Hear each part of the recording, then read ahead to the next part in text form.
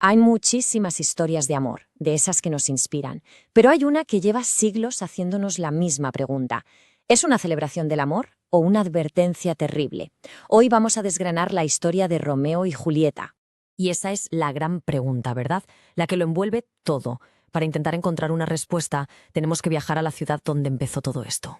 Nuestra historia nos lleva a la bella Verona, pero que no nos engañe su apariencia idílica, porque por debajo, en sus calles, hierve un odio muy antiguo entre sus dos familias más poderosas.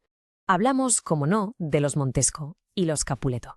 Su conflicto no es una simple riña, no, es el corazón oscuro de Verona. Una rivalidad tan profunda que ha envenenado a generaciones enteras y que, como vamos a ver, es el caldo de cultivo perfecto para la tragedia.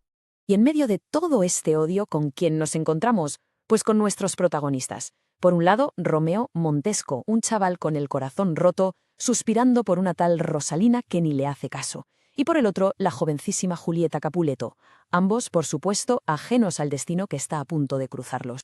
Y aquí, justo aquí, llega la decisión que lo cambia absolutamente todo. En un arrebato de rebeldía y con la excusa de ver a Rosalina, Romeo y sus amigos se cuelan ni más ni menos que en una fiesta en casa de los Capuleto, sus enemigos mortales. Es un juego peligrosísimo, pero es justo lo que le va a llevar de cabeza a su destino. Y en ese preciso instante se acabó todo lo demás. Rosalina, ¿quién era Rosalina? Es amor a primera vista, de esos fulminantes absolutos. Para Romeo es como si la verdadera belleza se hubiera manifestado por primera vez, justo delante de sus ojos. Pero claro, la euforia dura lo que dura un suspiro, porque enseguida ambos descubren la terrible verdad: se han enamorado del enemigo, de su enemigo jurado. El mismísimo conflicto que ha definido sus vidas desde que nacieron amenaza ahora con destrozar este amor que acaba de nacer. Pero, a pesar del peligro, su pasión es mucho más fuerte que el odio que los rodea. Y esto nos lleva a uno de los momentos más icónicos de toda la literatura, ¿verdad? La famosa escena del balcón. Un cortejo secreto, a la luz de la luna, donde deciden desafiar todo lo que sus familias representan. Fijaos en esta frase, que es famosísima. ¿Por qué eres tú Romeo? Es que es clave. Julieta no se queja de que él sea Romeo, la persona. Se queja de que sea un Montesco, el apellido.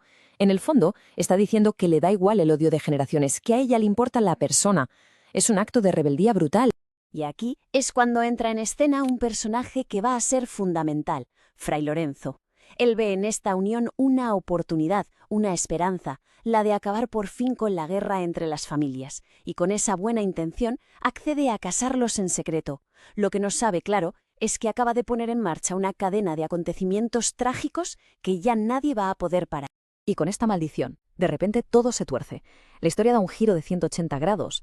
El amor secreto o la esperanza, todo queda destrozado por la violencia en plena calle, por una sed de venganza que lo va a arrasar todo. El caos se desata en las calles de Verona. Es una espiral de violencia rapidísima. Teobaldo, el primo de Julieta, busca pelea con Romeo.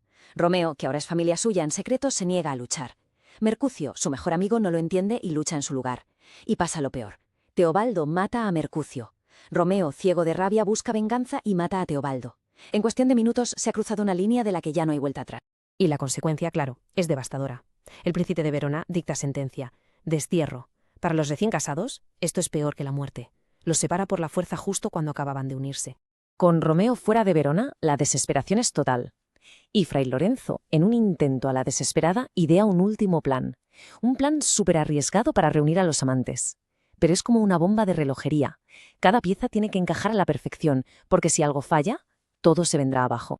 El plan es una auténtica locura si lo pensamos. Julieta se tomará una poción que la hará parecer muerta durante 42 horas. Su familia, pensando que ha muerto, la llevará a la cripta. Mientras se enviará una carta a Romeo para explicarle todo. Y finalmente, Romeo volverá para recogerla.